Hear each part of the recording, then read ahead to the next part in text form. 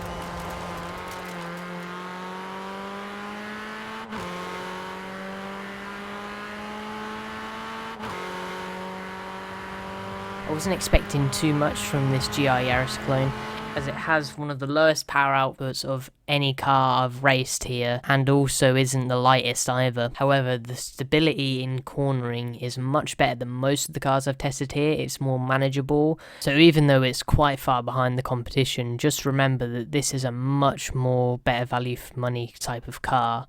Obviously these cars are heavily modified, and this is only meant to be a clone of what is actually going to be a production car later on this year and going on to 2021. Anyway, let's take it on a top speed test.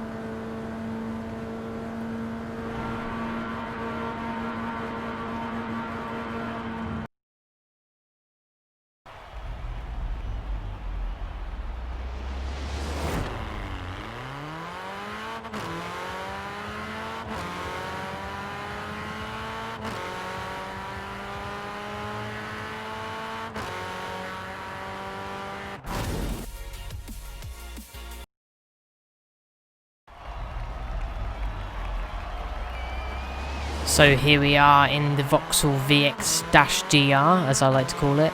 I'm going in the first corner now with relative speed, slowly accelerating. Obviously I tightened up the gear ratios to what I think the GR Yaris would be suitable with. And even though it's not the most tightest car, it doesn't have nowhere near the same platform as what the actual car would have, but this is just a guesstimation of what it can do.